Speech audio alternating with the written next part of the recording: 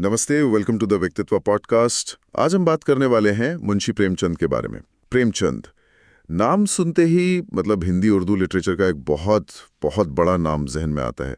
एक ऐसे राइटर जिन्होंने कहानियों को न सिर्फ कल्पना तक रखा बल्कि समाज की असलियत से जोड़ा। उनका असली नाम तो खैर धनपत राय श्रीवास्तव था, पर दुनिया उन्हें प्रेमचंद के नाम से ही जानती है। तो आज हमारे पास जो भी जानकारी है उसके हिसाब से हम उनकी दुनिया, उनके काम और आज के टाइम में उनकी क्या रेलेवेंस है, इस पे थोड़ी गहराई से बात करेंगे। बिल्कुल, और उनका महत्व इसलिए भी बढ़ जाता है क्योंकि उन्होंने लिटरेचर को, आप कह सकती हैं, महलों और परियों की कहानियों से निकालकर आम आदमी की जिंदगी तक पहुंचाया। उसके संघर्ष जैसे गरीबी, जाति पाति का सिस्टम, औरतों की हालत, इन सबको सेंटर में ले आए वो। उनके काम ने तो सही में हिंदी उर्दू कहानी की दिशा ही बदल दी। इसीलिए उन्हें उपन्यास सम्राट कहना, मतलब जो टाइटल मिला है वो एकदम फिट बैठता है। हाँ, ये बात तो है। उनके शुरुआती जीवन को देखें अगर, तो वो भी कोई आसान नहीं था। 31 जुलाई 1880 लम्ही गांव वाराणसी के पास, वहां जन्म हुआ। बचपन में ही मां नहीं रहीं, फिर कुछ टाइम बाद पिता भी चले गए। पैसों की तंगी तो थी ही, तो जाहिर है इन सब अनुभवों का उनकी राइटिंग पर गहरा असर पड़ा होगा। निश्चित रूप से बिल्कुल पड़ा होगा। यही शुरुआती मुश्किलें थी शायद जिन्होंने उन्हें समाज के जो कमजोर तबके हैं उनके लिए ज्यादा सेंसिटिव बनाया। पढ़ाई में भी दिक्कतें आईं, पर फिर भी टीचर बने। और एक खास बात उनके जीवन की ये भी है कि पहली शादी तो उनकी सफल नहीं रही, लेकिन उसके बाद उन्होंने शिवरानी देवी से शादी की। वो एक बाल विधवा थीं। उस जमाने के हिसाब से सोचिए कि कितना बड़ा, कितना रैडिकल कदम था। ये दिखाता है कि वो समाज सुधार के बारे में कितना सोचते थे। और लिखने की शुरुआत तो उन्होंने उर्दू में की थी, नवाब राय के नाम से। वो किस्सा भी है ना, उनकी पहली कहानियों की किताब सोज़े वतन 1907 में आई थी। हाँ, सोज़े वतन यानी वतन का दर्द। उसमें देशभक्ति की कहानियां थीं। और इसी वजह से अंग्रेजी हुकूमत ने उसे बैन कर दिया, जब्त कर लिया।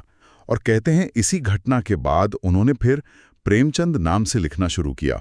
ये तो एक बड़ा टर्निंग पॉइंट रहा होगा उनकी लिखने की यात्रा में। बिल्कुल, बहुत बड़ा मोड़ था ये। और ये भी बड़ा दिलचस्प है कि कैसे वो धीरे धीरे हिंदी की तरफ मुड़े, पर उर्दू को कभी छोड़ा नहीं। दोनों जबानों पर उनकी पकड़ मतलब कमाल की थी। एक तरह से उन्होंने हिंदी और उर्दू के बीच की खाई को पाटने का काम किया। और उनका काम देखिए जरा, 300 से ज्यादा कहानियां, कोई 14 उपन्यास, इतने सारे लेख, ट्रांसलेशंस, बहुत विशाल काम है। और ये सब करते हुए जिंदगी भर मुश्किलें भी कम नहीं रही, खासकर पैसों की तंगी। वो सरकारी नौकरी करते थे, स्कूल इंस्पेक्टर थे। हाँ, लेकिन 1921 में जब गांधी जी ने असहयोग आंदोलन शुरू किया तो उनके कहने पर नौकरी छोड़ दी। देश के लिए ये बहुत बड़ा त्याग था, पर इससे उनकी माली हालत और खराब हो गई होगी। जाहिर है बहुत मुश्किल हो गया होगा। फिर उन्होंने खुद का काम शुरू करने की कोशिश की, हंस और जागरण जैसी मैगजीन्स निकालीं, अपना प्रेस चलाया, लेकिन फाइनेंशियल सिक्योरिटी जिसे कहते हैं वो उन्हें कभी ठीक से मिल ही नहीं पाई। सोचिए, इतने बड़े लेखक और 1936 में सिर्फ 56 साल की उम्र में उनका देहांत हो गया, और वो भी पैसों की तंगी के बीच। और ये जो उनका अपना संघर्ष था ना, वो उनकी कहानियों में, उनके किरदारों में साफ झलकता है। वो ये भी समझते थे कि कैसे, मतलब धर्म के नाम पर या मान्यताओं के नाम पर जो ताकतवर लोग हैं वो कमजोरों का शोषण करते हैं। ये चीज भी उनके लेखन में दिखती है। चलिए अब उनकी कुछ खास रचनाओं पर थोड़ी और गहराई से बात करते हैं। उपन्यासों में सबसे पहले नाम आता है गोदान का। 1936 में आया ये। इसे उनका मैग्नम ओपस, मतलब सबसे बेहतरीन काम माना जाता है। होरी महतो और उसकी एक गाय की इच्छा की कहानी, ये यहाँ। हाँ, गोदान ये असल में भारतीय किसान की जिंदगी का एक, आप कह सकती हैं, महाकाव्य जैसा है। होरी महतो एक आम किसान है। उसकी बस एक छोटी सी इच्छा है कि उसके दरवाजे पर एक गाय बंधी हो। गांव में गाय रखना इज्जत की बात भी थी और धर्म का काम भी माना जाता था। लेकिन इस छोटी सी इच्छा को पूरा करने के चक्कर में वो कैसे कर्ज के जाल में, शोषण के सिस्टम में और समाज के रस्मों रिवाज के चक्कर में फंसता ही चला जाता है।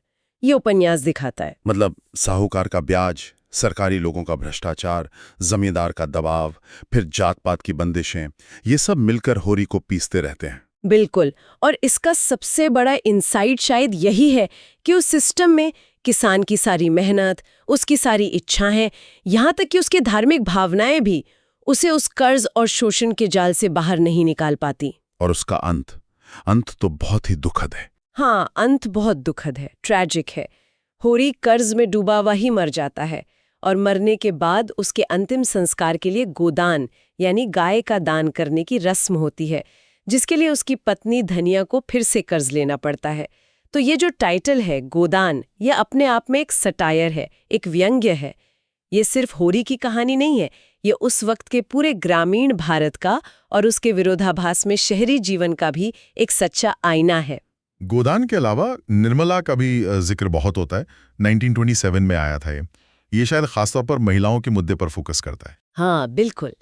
निर्मला जो है वो बेमेल विवाह मतलब मिसमैच मैरिज और दहेज की प्रथा, इन दोनों की ट्रेजेडी को सामने लाता है। निर्मला एक कम उम्र की लड़की है। उसकी शादी एक अधेड़ उम्र के विधुर से सिर्फ इसलिए कर दी जाती है क्योंकि उसका परिवार दहेज नहीं दे पाता। अब उस आदमी के पहली शादी से बेटे हैं जो लगभग निर्मला की उम्र के हैं। ये सिचुएशन ही अपने आप में एक भयानक साइकोलॉजिकल टेंशन पैदा करती है। प्रेमचंद ने इसमें दिखाया है कि कैसे शादी एक तरह की खरीद फरोख्त बन जाती है, औरतें कितनी लाचार होती हैं और इन सामाजिक बंधनों से जो मानसिक पीड़ा होती है उसका बहुत ही मार्मिक चित्रण किया है। तो निर्मला के जरिए वो दिखा रहे थे कि कैसे ये सामाजिक प्रथाएं खासकर औरतों के लिए एक जीती जागती त्रासदी बन सकती हैं, दुखांतिका। और भी तो उपन्यास हैं उनके, जैसे सेवा सदन। हाँ, सेवा सदन उनका पहला बड़ा हिंदी उपन्यास माना जाता है। वेश्यावृत्ति जैसे बोल्ड विषय पर था वो। अच्छा, और रंगभूमि, उसमें एक अंधे भिखारी की कहानी है शायद। हाँ, रंगभूमि में सूरदास नाम का एक अंधा भिखारी है जो अपनी जमीन बचाने के लिए एक फैक्ट्री के खिलाफ लड़ता है। इसमें वो औद्योगिकरण, अंग्रेजी राज, इन सब का विरोध दिखाते हैं। फिर गबन है जो मिडिल क्लास की झूठी शान और दिखावे की इच्छा पर है। और कर्मभूमि? कर्मभूमि में राजनीतिक और सामाजिक आंदोलनों का बैकग्राउंड है। तो आप देखेंगे कि मुद्दे घूम फिर कर वही आते हैं। गांव का जीवन, शोषण, महिलाओं की स्थिति, जातिवाद, देशभक्ति, ये सब उनके लेखन के कोर थीम्स थे। ये तो हुई उपन्यासों की बात, लेकिन उनकी कहानियां वो भी कुछ कम नहीं। 300 से ज्यादा कहानियां लिखी। कुछ मशहूर कहानियों की बात करें, जैसे कफन 1936 की, ये शायद सबसे ज्यादा विवादित रही है। हाँ, कफन पर बहस तो बहुत हुई है और आज भी होती है। घीसू और माधव बाप बेटे हैं, बहुत गरीब और एक तरह से समाज से बिल्कुल कटे हुए, कामचोर किस्म के। माधव की पत्नी बच्चे को जन्म देते हुए मर जाती है। गांव वाले चंदा करके कफन के लिए पैसे देते हैं, लेकिन घीसू और माधव उन पैसों का कफन खरीदने के बजाय शराब पी लेते हैं और पूड़ियां खा लेते हैं। ये कहानी पढ़कर लोग चौंक गए थे। हाँ, मतलब ये कहानी एक तरह से आपको हिला देती है, सोचने पर मजबूर करती है कि क्या ऐसी गरीबी, ऐसी हालत में नैतिकता, मोरालिटी बचती है? क्या ये गरीबी का डीह्यूमनाइजिंग इफेक्ट है, या फिर ये उन बाप बेटे का बेकार के रस्मों रिवाज के खिलाफ एक तरह का भले ही नेगेटिव विरोध है? बिल्कुल, यही सवाल ये कहानी उठाती है। और इसकी एम्बिग्विटी, मतलब इसका कोई सीधा सा जवाब न होना, यही इसकी ताकत है। प्रेमचंद यहाँ गरीबों को ग्लोरीफाई नहीं कर रहे, वो एक कड़वी सच्चाई दिखा रहे हैं कि व्यवस्था इंसान को किस हद तक तोड़ सकती है, उसे कैसा बना सकती है। कुछ लोग इसे पैसिव रेजिस्टेंस की तरह भी देखते हैं। एक और कहानी जो मुझे बहुत पसंद है वो है ईदगाह, छोटे बच्चे हामिद की कहानी। ईदगाह, वो तो बचपन की मासूमियत और गरीबी में भी जो एक गरिमा होती है, उसका अद्भुत चित्रण है। हामिद एक छोटा अनाथ बच्चा है, अपनी बूढ़ी दादी अमीना के साथ रहता है, ईद के मेले में जाता है, सब बच्चे खिलौने, मिठाई खरीदते हैं। हाँ, और वो अपनी दादी के लिए एक चिमटा खरीद लाता है। हाँ, क्योंकि उसकी दादी जब रोटी सेकती थी तो उनके हाथ जल जाते थे, तो वो 3 पैसे जो उसके पास थे उनसे खिलौने न लेकर चिमटा खरीदता है। ये उसकी उम्र से कहीं ज्यादा समझदारी और प्यार दिखाता है।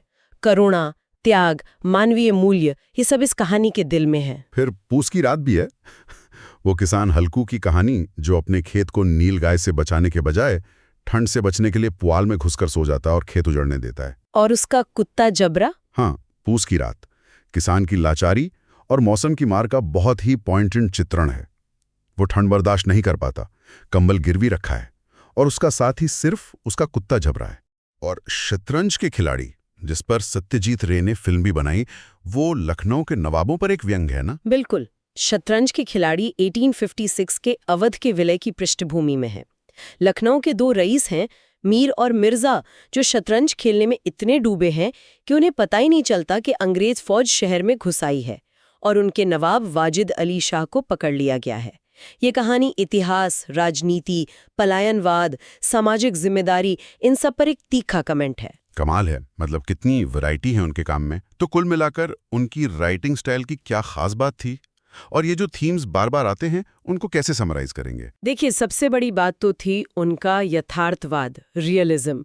उन्होंने कहानी को आम लोगों की जिंदगी से जोड़ा, किसान, मजदूर, औरतें। और उनका रियलिज्म सिर्फ सत्ता का नहीं था, वो एनालाइज भी करते थे। मतलब गरीबी क्यों है, शोषण क्यों है, इसके सामाजिक आर्थिक कारण क्या हैं, इन तक जाते थे।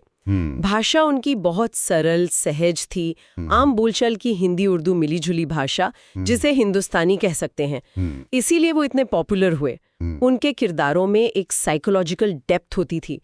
वो सिर्फ अच्छे या बुरे नहीं होते थे, उनमें कॉम्प्लेक्सिटीज होती थी। और उनकी अपनी सोच, उनकी विचारधारा, वो साफ तौर पे प्रोग्रेसिव थे, है ना? हाँ, अपने समय के हिसाब से देखें तो वो काफी प्रगतिशील थे। जाति प्रथा, छुआछूत के सख्त खिलाफ थे। औरतों के अधिकारों के लिए उनकी पढ़ाई लिखाई के हक में लिखते थे। बाल विवाह, दहेज प्रथा, इन सब की उन्होंने खूब आलोचना की। किसानों के लिए उनके दिल में बहुत दर्द था, उनके हक की बात करते थे। गांधी जी का उन पर काफी असर था, खासकर असहयोग आंदोलन के वक्त। लेकिन हाँ, ये भी कहना पड़ेगा कि उनका जोर ज्यादातर नैतिक सुधार पर होता था।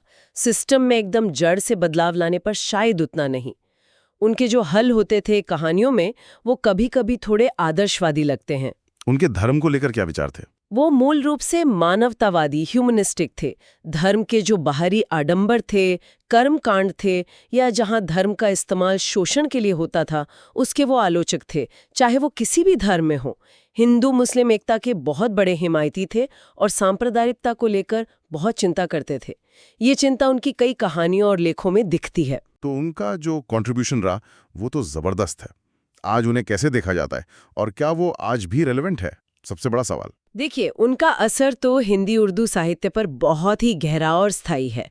उन्होंने ही सामाजिक यथार्थवाद की पक्की नींव रखी। उनके बाद के बहुत से बड़े लेखक जैसे यशपाल, भीष्म साहनी उनसे प्रभावित हुए। उनकी कहानियों के अनुवाद हुए, फिल्में बनी। आज भी उन्हें मॉडर्न हिंदी लिटरेचर के सबसे बड़े नामों में गिना जाता है। और रेलेवेंस की बात तो बिल्कुल रेलेवेंट है। जिन मुद्दों पर प्रेमचंद उस वक्त लिख रहे थे, किसानों का कर्ज, खेती का संकट, जाति के नाम पर भेदभाव, औरतों के अधिकार और बराबरी का सवाल, अमीर गरीब के बीच की खाई, सांप्रदायिक तनाव, आप देखिए इनमें से कौन सी समस्या आज खत्म हो गई है। सही बात है। कई बार तो उनकी कहानियां पढ़कर लगता है कि वो आज की ही अखबार की कोई रिपोर्ट पढ़ रहे हों। बिल्कुल, इसीलिए वो आज भी उतने ही जरूरी लगते हैं। हालांकि ये भी मानना चाहिए कि उनकी कुछ सीमाएं भी थीं, जैसा कि कुछ आलोचक कहते हैं।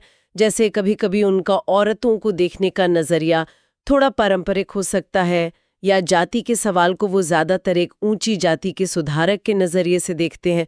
उनका फोकस नैतिक समाधानों पर ज्यादा रहता था, स्ट्रक्चरल चेंज पर शायद उतना नहीं। लेकिन इन सब बातों के बावजूद उनका जो योगदान है वो अद्वितीय है। तो आखिर में हम कह सकते हैं कि प्रेमचंद ने कहानी कहने के तरीके को बदला, हाशिए पर खड़े लोगों को आवाज दी, उन्हें इंसान का दर्जा दिलाया और लिटरेचर को सच्चाई का आईना बनाया। बिल्कुल। और एक आखिरी बात जो सोचने वाली है वो ये कि प्रेमचंद ने दिखाया कि कैसे कहानियां, कैसे लिटरेचर समाज में जो गहरी दरारें हैं उनके आर पार एक सहानुभूति, एक समझ का पुल बना सकता है। आज की दुनिया में जहां हम अभी भी वैसी ही दरारों से जूझ रहे हैं, वहां कहानी कहना, स्टोरी टेलिंग इस मिशन को कैसे आगे ले जा सकता है, ये सवाल उनकी विरासत आज भी हमसे पूछती है। Okay, so we hope you liked today's discussion. For more such discussions, subscribe to our channel Vyaktitva, The Epic Tales. धन्यवाद।